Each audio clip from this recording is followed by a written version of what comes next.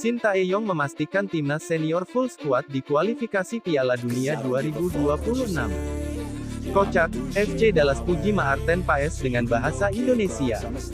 Terungkap, Elkan Bagot tidak suka sepak bola Indonesia, begini alasannya. Tom Haye gabung Como 1907, Nathan kembali ke Inggris. Simak berita selengkapnya, berikut ini.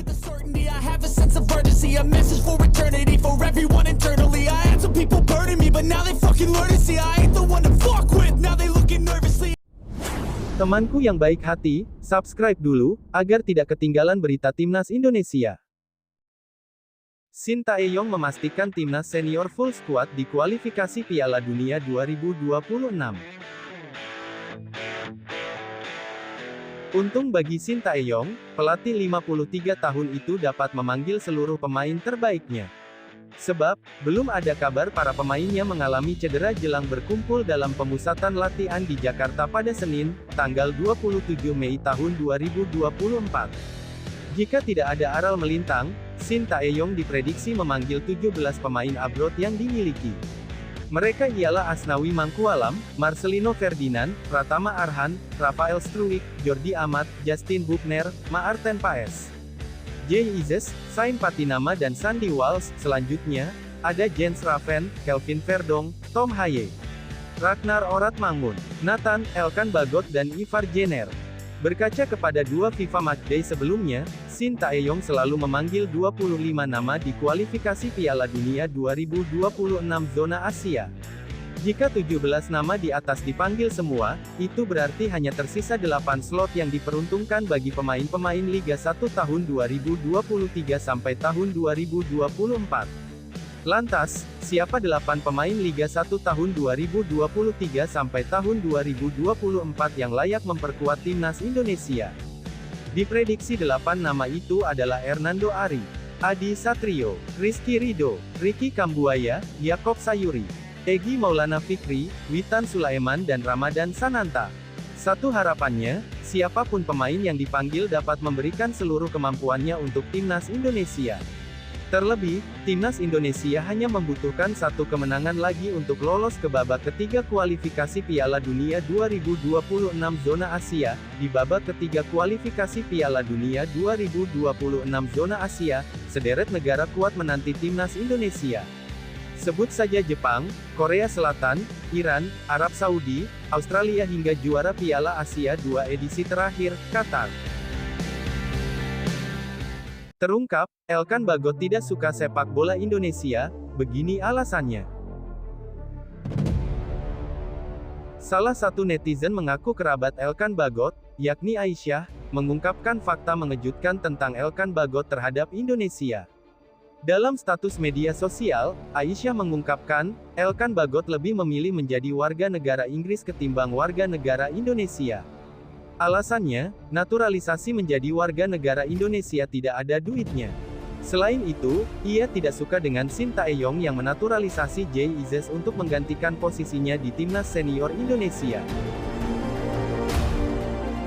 Di lain sisi, klub Elkan, Ipswich Town baru saja memastikan promosi ke Premier League setelah finish di posisi kedua divisi Championship, yang menjadi pencapaian penting klub setelah 20 tahun terakhir. Elkan Bagot telah menjadi bagian kunci dalam promosi tersebut, meskipun masih ada keraguan apakah dia dapat bermain untuk klubnya di Premier League. Meskipun Elkan Bagot telah lama bermain untuk Ipswich Town, statusnya sebagai pemain timnas Indonesia menghadirkan tantangan tersendiri. Aturan Premier League mengharuskan pemain asing non-Uni Eropa untuk berasal dari negara dengan ranking FIFA minimal 70 besar dalam 2 tahun terakhir. Meskipun timnas Indonesia saat ini berada di peringkat 134 FIFA, Elkan Bagot masih memiliki peluang untuk bermain di Premier League melalui kuota home ground.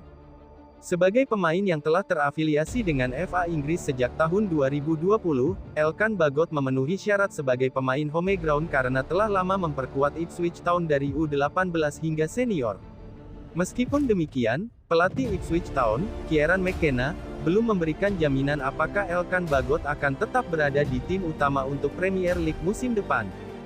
Kontrak Elkan Bagot hanya tersisa 1 musim di Ipswich Town, sehingga kemungkinan dia dipinjamkan atau dilepas sebelum musim dimulai masih terbuka. Dengan demikian, sementara Elkan Bagot memiliki peluang untuk tampil di Premier League bersama Ipswich Town, situasinya masih belum pasti dan akan tergantung pada keputusan klub dan pelatih. Sementara itu, bagaimana peluang Elkan Bagot di timnas Indonesia yang akan menghadapi Irak dalam lanjutan kualifikasi Piala Dunia 2026 pada tanggal 6 Juni mendatang? Peluang Elkan Bagot untuk bergabung masih jadi tanda tanya setelah pemain jangkung tersebut sempat membuat kecewa pelatih Shin Tae-yong.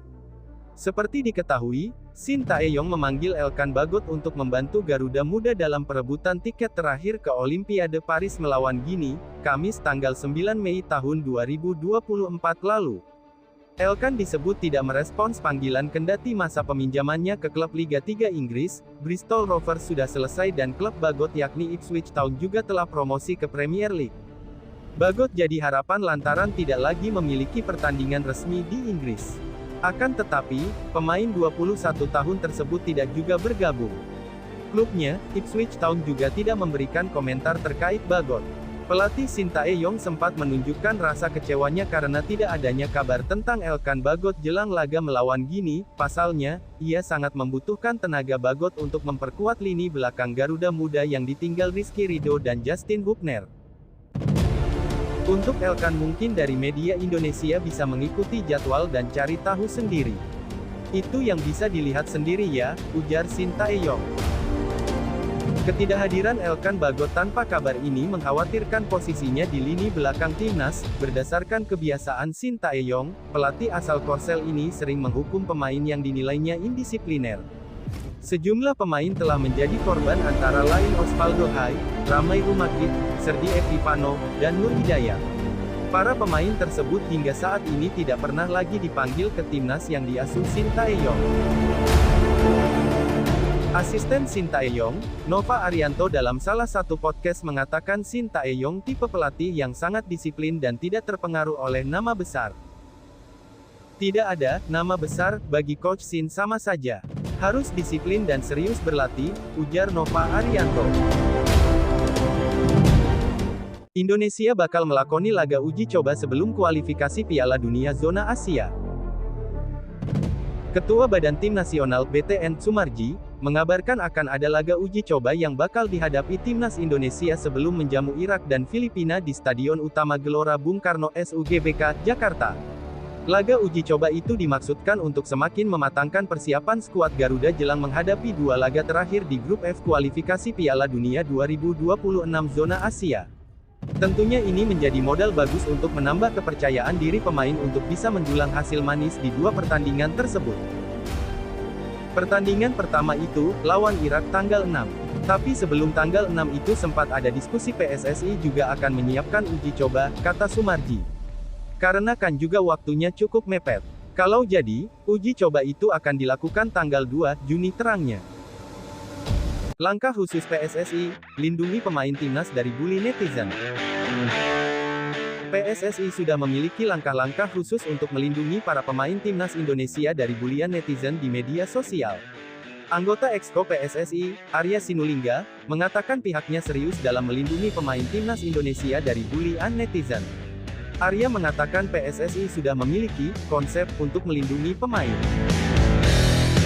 Sebenarnya dalam sebulan 2 bulan ini kami sudah memiliki konsep mengenai perlindungan terhadap pemain dan pelaku sepak bola. Di mana ternyata bulian terhadap pemain sepak bola, bahkan yang terbaru adalah bagaimana tindakan-tindakan rasisme oleh netizen. Saya tidak mau sebut supporter. Karena supporter ini kan, dia masuk ke lapangan, datang ke lapangan kemudian mendukung tim dengan berbagai cara, kalau netizen kita tidak tahu banyak banget, ujar Arya. Arya mengatakan PSSI akan bekerja sama dengan berbagai pihak, termasuk perusahaan media sosial Meta sebagai pemilik Instagram dan Facebook. Kami akan melakukan kerjasama dengan Meta, kemudian TikTok, YouTube, Kominfo dan juga nanti kepolisian supaya kita punya aturan-aturan, regulasi, bagaimana perlindungan terhadap pemain, ucap Arya. Kita bisa berikan usulan kepada Meta misalnya, atau TikTok atau Twitter untuk akun-akun yang mengeluarkan rasisme bisa diblok oleh Meta atau yang lainnya. Ini yang kita lakukan untuk menjaga pemain kita dan juga kepada negara lain, ia menambahkan. Bukan hanya pemain timnas Indonesia U23 yang mendapat serangan netizen Indonesia. Sejumlah pemain Gini dan Federasi Sepak Bola Gini (FGF) juga mendapat serangan rasis melalui media sosial usai mengalahkan Indonesia di playoff Olimpiade 2024. Ini cukup memalukan, karena ini berbahaya, orang Indonesia ternyata rasis.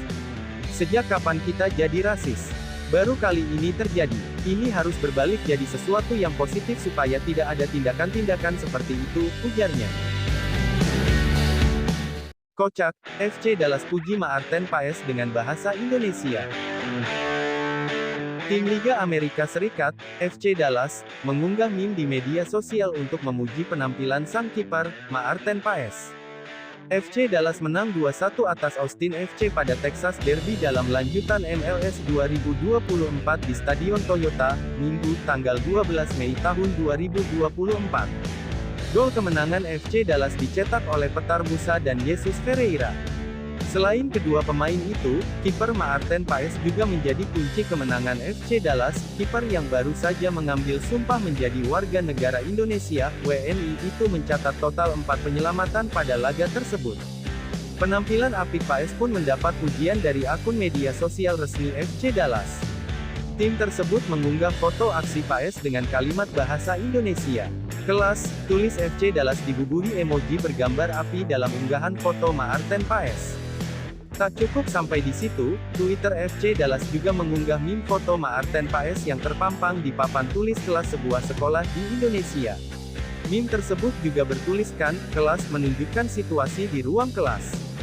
Unggahan tersebut mendapat respons antusias dari netizen Indonesia yang menyebut FC Dallas mau belajar bahasa Indonesia berkat Maarten Paes. Paes sendiri melalui akun Twitter pribadinya turut mengunggah reaksinya memenangi laga kontra Austin FC. Kemenangan derby yang hebat, pekan yang bagus, tulis Maarten Paes dalam unggahan di Twitter. Maarten Paes yang berdarah Indonesia Belanda berpeluang mencatat debut bareng tim Merah Putih pada bulan depan. Paes yang sudah menjadi WNI, tinggal mengurus perpindahan federasi dari KNVB, Belanda ke PSSI. Setelah proses itu selesai, kiper 25 tahun itu bisa bermain membela timnas Indonesia di kualifikasi Piala Dunia 2026. Di sisi lain, kiper utama timnas Indonesia, Hernando Ari, beri sambutan baik kehadiran Maarten Paes di timnas Indonesia. Ari berkomentar soal persaingan dengan Maarten Paes di sektor penjaga gawang timnas Indonesia. Hernando sama menyambut baik hal tersebut dan mengatakan dirinya ingin belajar banyak dari Maarten Paes.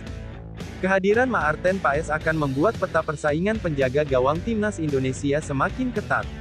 Bagi Hernando, tentu kehadiran kiper berusia 25 tahun itu akan mengancam posisinya yang selama ini menjadi andalan Shin Tae-yong. Namun begitu, Hernando sama sekali tidak masalah untuk bersaing dengan Maarten Paes. Justru menurutnya, dia akan bisa mendapat ilmu tambahan dengan kehadiran pemain keturunan Belanda tersebut. Biasa saja, nanti sama-sama belajar, ujar Hernando. Hernando juga mengungkapkan betapa supelnya sosok Maarten Paes. Sebab, dia mengaku mendapat dukungan dari kiper FC Dallas itu kala dia terpilih sebagai pemain terbaik kala timnas Indonesia U23 kontra Korea Selatan U23 di perempat final Piala Asia U23 2024. Maarten Paes sangat-sangat suportif menurut saya. Karena kemarin waktu saya dapat player of the match itu dia mengomentari di kolom komentar saya, tutur Hernando. Jadi saling support lah satu sama lain, walaupun kita belum saling ketemu ya. Jadi saya sangat senang dan menyambut kalau dia datang, ungkapnya. Tom Haye gabung Como 1907, Nathan kembali ke Inggris. Baik Nathan maupun Tom Haye sudah melangsungkan perpisahan dengan klub kasta tertinggi Liga Belanda, SC Heerenveen. Kedua pemain mendapat karangan bunga dan plakat dari petinggi klub, hal itu menjadi tanda perpisahan SC Heerenveen dengan kedua pemain. Duel melawan Vitesse menjadi laga terakhir kedua pemain bersama SC Heerenveen, Minggu tanggal 12 Mei tahun 2024. Sayangnya, laga penutup itu tidak berakhir manis bagi Tom Haye dan Nathan, mereka dipaksa kalah di kandang dengan skor 1-3 melawan tamunya. Meski kalah, tim tetap menggelar acara perpisahan untuk kedua pemain seusai pertandingan.